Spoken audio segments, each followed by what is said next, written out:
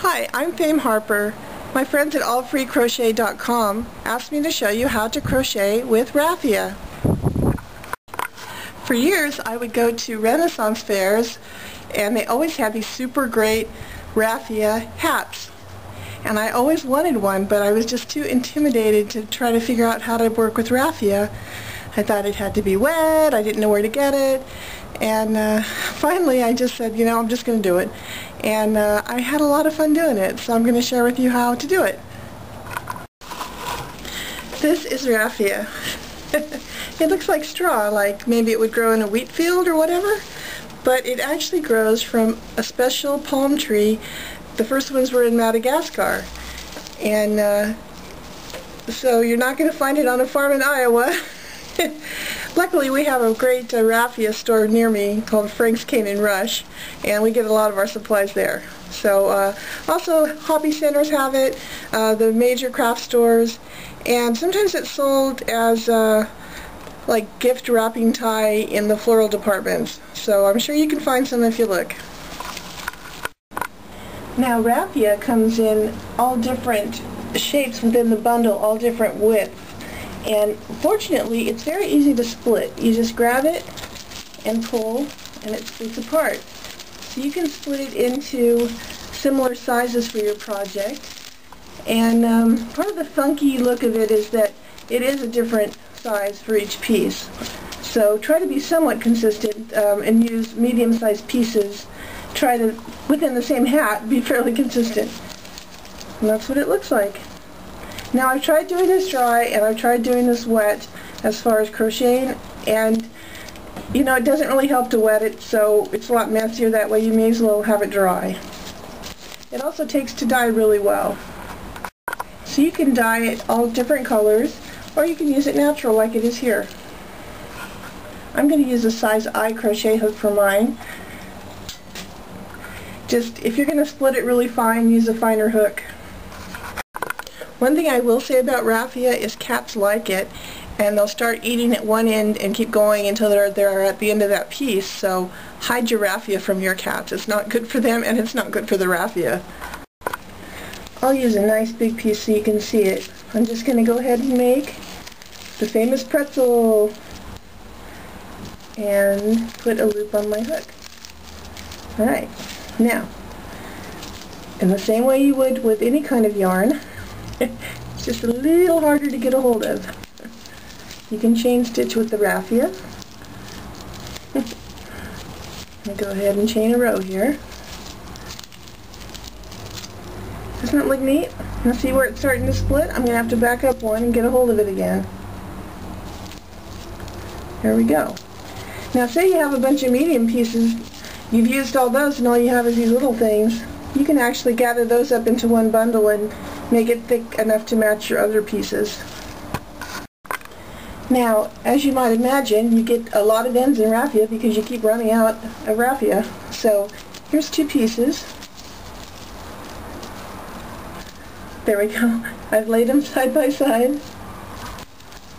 And now I'm going to pull both pieces through so that when one end runs out, I'll start with the other end. There we go. Where is it? There we go. There. Now I have both ends through and gather them up. This is a little bit fussy here, and then I have a new piece to work with. That was where the join was. Sometimes I can crochet over the ends, but this is a chain row, so there's really nothing to crochet over yet. Now that's probably wide enough to make a mat or a purse or something. So I'm going to go ahead and go back, and I'm going to single crochet in the second chain from the hook, just like regular crochet.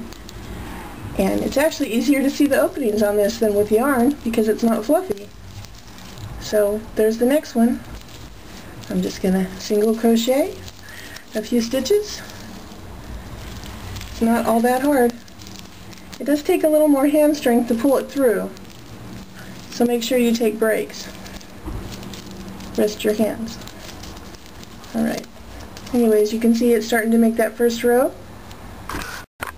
Now I've come to those ends from the first join, And so I'm going to keep on doing single crochet, but I'm going to pull them along the previous row and just crochet right on top of them.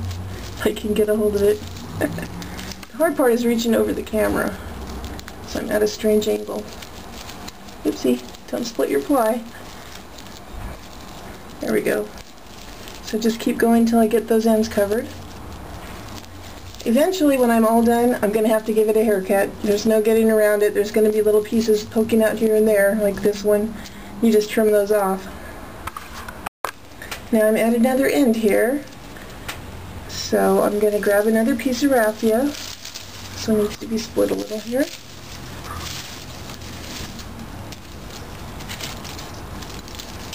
And get a good grip on it. And then the next space, come back here, as you can see it's a little bit fussy. It's getting away. I'm going to pull that one through. Now, blend that with the existing ones. And I still have a little bit of the end I'm covering from the last row, that first part down here. Don't worry about that. Just see where it's coming out. Those are the ones you want to grab.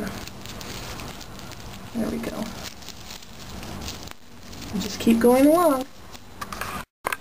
Okay, here I am at the end. Chain one. And by turn I mean turn it around and go back the way you came. This would just be cut off, this little end.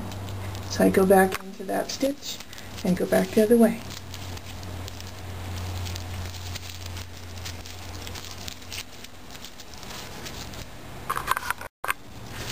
Unlike wool, which dries out your hands, raffia actually has a natural oil or wax in it that conditions your hands.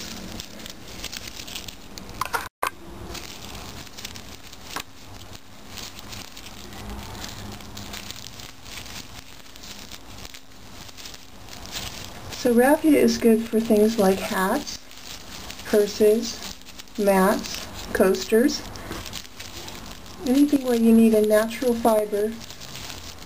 And if you're vegan and you don't use animal products like wool, this is the perfect solution. With raffia, I don't really try to weave in the ends like I would with yarn. I try to crochet over the top of them for an inch or two, and whatever's left, I just trim it off with scissors. Like this piece here, I'm just going to cut that off with scissors. This is rather a messy project, so I recommend doing it outdoors where you can sweep up afterwards on a day that's not windy. Something like this, for example, would make a good hat band. As you can see, it's curling. Once your project is done, you can dunk it in a bucket of water for 15 or 20 minutes and then shape it and let it dry.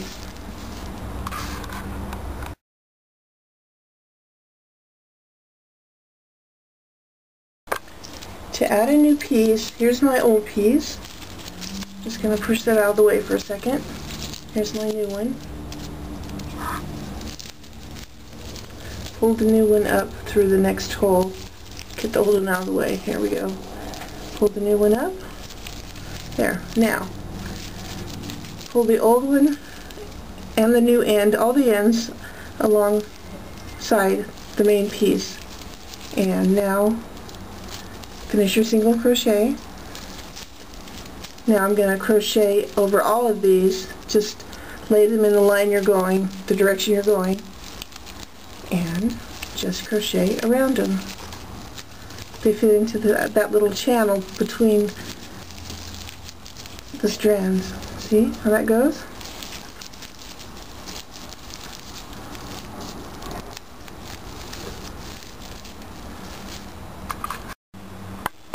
Here's a little raffia doll I made with little wool for hair, and I'm going to use this to embellish a hat.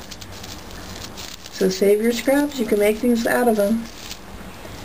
And here is my finished demonstration piece, crocheting with raffia. Gotta give it a try. Usually if I'm going to dye something for my project, I dye the raffia first, and then I crochet it or knit it or whatever into something. Although there's no reason I couldn't just put this whole piece into the dye bath. I just feel like I have a little more control if I dye it ahead of time. Then I can do stripes and whatnot.